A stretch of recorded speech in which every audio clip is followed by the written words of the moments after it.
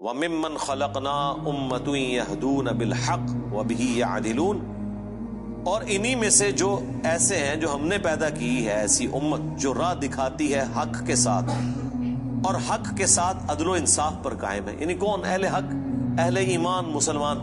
جہاں کوئی اللہ کے ساتھ شرک کر رہے ہیں نا تو اللہ نے اپنے وہ بندے بھی پیدا کیے ہیں کہ جو توحید بھی اسی طرح بیان کر رہے ہیں. بلکہ میرا تو یار یہ دعویٰ ہے، شرک اتنا شد و مت کے ساتھ لوگوں نے نہیں کیا جتنا لوگوں نے توحید شد و مت سے بیان کی ہے.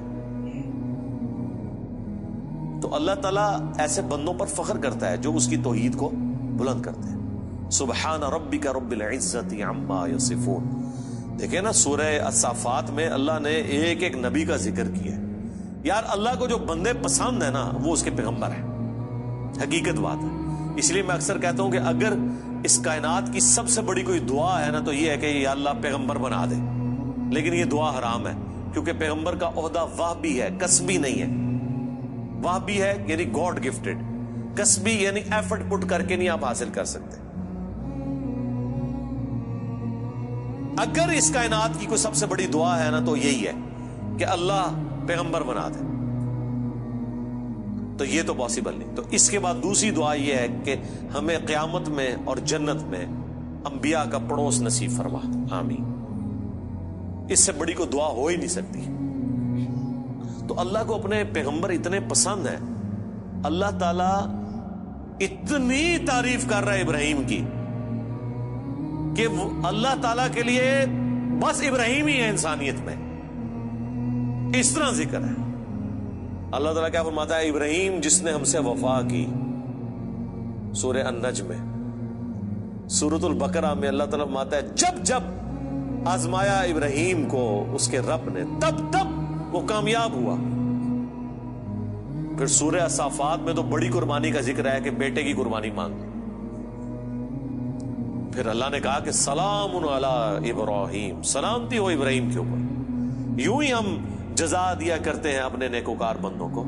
ہم نے اس کی قربانی کو انسانیت میں ہمیشہ کے لیے زندہ کر دیا. آج امت محمدیہ ہے لیکن قربانی کو کہتی ہے سنت ابراہیمی، حج کو کہتی ہے سنت ابراہیمی، اسلام کو کہتی ہے دین ابراہیمی. ملت ابیکم ابراہیم هو سماکم المسلمین من قبل وفی ھذا. یار چھوڑ دے سب سے بڑی بات رسول اللہ. قل اننی ہدانی ربی الی صراط مستقیم. اے نبی تم فرماؤ مجھے تو میرے رب نے سیدھا راستہ دکھا دیا. دینا قیما ملت ابراہیم حنیفا، دین جو کہ قائم ہے ابراہیم کی ملت پہ جو سب سے ٹوٹ کر ایک اللہ کے ہو گئے تھے. وما کان من المشرکین، وہ مشرک نہیں تھے. پھر سورہ نحل میں اللہ نے فرمایا ابراہیم اکیلے پوری امت ہے، اکیلا پوری امت. یعنی کوانٹٹی کوئی اللہ کے نزدیک اہم نہیں، کوالٹی. بندہ کہتا ہے کہ پتہ نہیں ابراہیم نے کتنے 90 لاکھ کلمہ پڑھایا ہوئے گا. آیا نا داڑ تلے دسو 90 بھی بندے نہ پورے کر سکتے. قرآن میں آیا ایک لوط ایمان لایا ابراہیم پہ، یا چند ان کے گھر والے جو بیوی بچے تھے، دیٹس آل. 10 کی گنتی بھی پوری نہیں ہوتی. اس لیے اللہ نے کہا ابراہیم پوری امت ہے. اللہ کے نزدیک ابراہیم علیہ السلام کی کتنی اہمیت ہے. تو سورہ الصافات میں اللہ نے ابراہیم کی قربانیوں کا ذکر کیا، نوح علیہ السلام کی کہا سلام علی نوح فی العالمین. ٹھیک ہے. موسیٰ اور ہارون کا ذکر کیا، سلام علی موسیٰ و ہارون. اور پھر اللہ تعالیٰ نے اینڈ پہ جا کے کنکلوڈ کیا سورہ الصافات میں تمام انبیاء پہ الگ الگ ذکر کر کے ان پہ سلامتیاں بھیج کے اینڈ پہ اللہ نے کہا سبحان ربک رب العزت عما یصفون. تیرا رب پاک ہے ہر اس شرک کی برائی سے جو لوگ اس کی طرف منسوب کرتے ہیں. کسی کو یہ ٹینشن نہ ہو جائے کہ اگر اللہ کے ساتھ کوئی شرک کرتا ہے یا اللہ کے لیے برے نام رکھتا ہے یا مخلوقات میں سے کسی کو اللہ کے برابر ٹھہراتا ہے تو اللہ کو کوئی ٹینشن ہو گئی ہے. نو، سبحان ربک رب العزہ، بے شک تیرا رب جو عزت والا ہے، پاک ہے، بلند ہے اس شرک سے جو لوگ اس کی طرف منسوب کرتے ہیں. وَسَلَامٌ عَلَى الْمُرْسَلِينَ. اس کے اندر پتہ کیا درد ہے؟ اللہ کہتا ہے ہمارے لیے تو ہمارے پیغمبر ہی کافی ہیں، سلامتی ہو ہمارے پیغمبروں پر، انہوں نے ایسا حق ہمارا ادا کیا کہ پوری انسانیت گمراہ بھی ہو جائے نا ہمیں کوئی پرواہ نہیں ہے۔ ہمارے جو سچے بندے تھے، ابراہیم، موسیٰ، عیسیٰ، نوح، آدم، محمد رسول اللہ صلی اللہ علیہ وآلہ وسلم، ان پر سلامتی ہو، والحمدللہ رب العالمین، اور تمام تعریفیں پھر اللہ کے لیے۔ اس لیے میں نے درود شریف پہ جو لیکچر دیا تھا نا، اس میں میں نے کہا تھا کہ سب سے بیسٹ درود وہ قرآن کے اندر آ گیا، سبحان ربک رب العزت عما یصفون وسلام علی المرسلین والحمد للہ رب العالمین۔ آپ کو مزے کی بات بتاؤں، یہ جو حدیث ہے نا بخاری مسلم کی، کہ نبی علیہ السلام فرض نماز کے بعد پڑھتے تھے لا الہ الا اللہ وحدہ لا شریک لہ لہ الملک ولہ الحمد وہو علی کل شیء قدیر اللہم لا مانع لما اعطیت ولا معطی لما منعت ولا ينفع ذا الجد منک الجد۔ بخاری مسلم میں تو اتنی یہ دعا آتی ہے، جو حضرت معاویہ نے خط لکھا تھا تو مغیرہ ابن شعبہ نے یہ وظیفہ بتایا تھا ان کو کہ اللہ کے نبی فرض کی نماز کے بعد یہ پڑھا کرتے تھے۔ لیکن ترمذی میں جب یہ حدیث آتی ہے نا، اس کے ساتھ یہ الفاظ بھی ہیں کہ اس کے بعد حضور پڑھتے تھے سبحان ربک رب العزت عما یصفون وسلام علی المرسلین والحمد للہ رب العالمین۔ یہ قرآن کی جناب فیورٹ ترین آیات ہے۔ مجھے آج بھی یاد ہے، میں 2007 میں حج کیا تو 2007 کے اندر 2 حج آئے تھے، ایک جنوری کے مہینے میں اور ایک دسمبر میں، 18 دسمبر کو آیا تھا۔ تو وہ 18 دسمبر والا جو حج تھا نا، وہ میں نے کیا تھا۔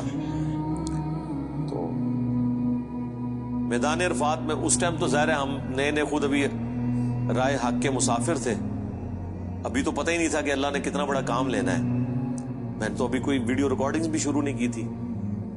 تو میدان عرفات میں مجھے آج بھی یاد ہے، میں جب دعائیں کر رہا تھا نا، تو مجھے ایک چیز جو میرے دل میں غم کے طور پہ تھی کہ دنیا کتنی شرک میں ڈوبی ہوئی ہے، اور پیغمبر دنیا میں آتے ہیں، کوشش کرتے ہیں، فٹ پٹ کر کے چلے جاتے ہیں، لیکن پھر بھی ہدایت جن کی نصیب میں ہے وہ حاصل کرتے ہیں جو ایفرٹ پٹ کر رہے ہوتے ہیں۔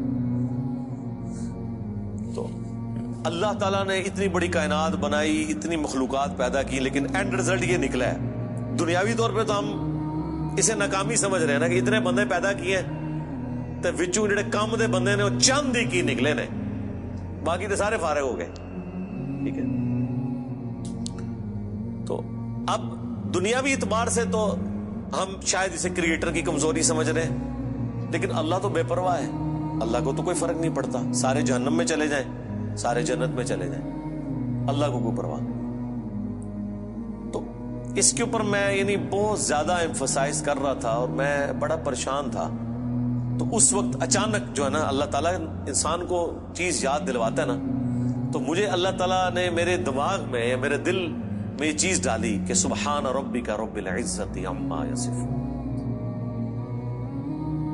تمہارا رب پاک ہے جو عزت والا ہے ہر اس شخص کی برائی سے جو اس کے ساتھ شرک کو منسوخ کرتا ہے۔ وسلام علی المرسلین، رسول ہی کافی ہیں۔ ویسے تو اللہ رسولوں کی عبادت کا بھی محتاج نہیں ہے، لیکن اگر اللہ تعالیٰ نے مخلوقات میں پیدا کیا ہے تو وہ رسولوں نے ایسا بیسٹ پرفارم کیا ہے کہ اللہ کہتا ہے ہمارے رسول ہمیں کافی ہیں۔ والحمدللہ رب العالمین، تعریفیں تو ساری اللہ کے لیے۔ تو میں نے پھر اس وظیفے کو ہمیشہ حرز جان بنا کے رکھا ہے۔ میں ہمیشہ کوشش کرتا ہوں کہ میں اپنی ہر نماز کی پہلی رکعت میں یہ سورہ فاتحہ کے بعد پڑھوں، سبحان ربک رب العزت عما یصفون وسلام علی المرسلین والحمد للہ رب العالمین۔ میں نہیں سمجھتا کہ اس سے بیسٹ الفاظ میں آپ اپنے رب کی طرف رجوع لا سکتے ہیں۔ ساری گمراہیاں، سارے شرک اللہ کو کوئی نقصان نہیں پہنچا سکتے۔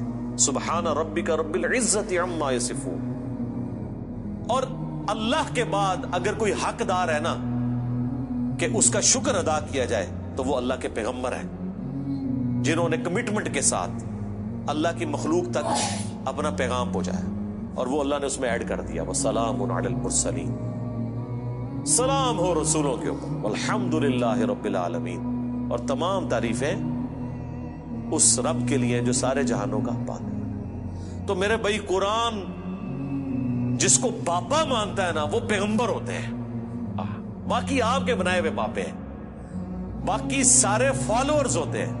قرآن کی ڈاکٹرین میں امام وقت کا پیغمبر، قرآن کی ڈاکٹرین میں اللہ کا نمائندہ وقت کا پیغمبر۔ اس لیے سورہ زمر میں آتا ہے جب جہنمی جہنم میں پھینکے جائیں گے نا تو فرشتے پوچھیں گے تمہارے پاس کوئی پیغمبر نہیں آیا تھا؟ وہ کہتے ہیں آیا تو تھا لیکن ہم نے جھٹلایا۔ حالانکہ پیغمبر تو صرف ان کے پاس آیا ہوتا ہے جن کے سامنے ہوتا ہے۔ جب ہم سے پوچھا جا رہا ہوگا کہ آپ کے پاس کوئی پیغمبر آیا تھا، ہم کہیں گے کہ آیا تھا تو ہماری موجودگی میں تو نہیں آیا۔ اللہ جس کو امام ڈکلیئر کیے ہوئے وہ وقت کا پیغمبر ہوتا ہے، چاہے آپ نے اسے دیکھا ہے یا نہیں دیکھا، آپ اس کی زندگی میں ہیں یا نہیں ہے۔ آپ کے لیے جس کو اللہ نے پیغمبر بنایا ہے نا، اللہ نے آپ کو اس کے ریفرنس سے، اور یہی قرآن میں ہے کہ ہر شخص کو اس کے امام کے ساتھ اٹھایا جائے۔ ٹھیک ہے جی، اللہ تعالیٰ سے دعا ہے جو حق بات میں نے کہی ہمارے دلوں میں راسخ فرمائے، جو کوئی غلط بات میرے منہ سے نکل گئی اللہ تعالیٰ دھو ڈالے، معاف فرما دے، قرآن و سنت کی تعلیمات پر عمل کر کے دوسرے بھائیوں تک پہنچانے کی توفیق عطا فرمائے۔ سبحانک اللہم و بحمدک، اشہد ان لا الہ الا انت، استغفرک و اتوب الیک، وما علینا الا البلاغ المبین۔ جزاکم اللہ خیرا۔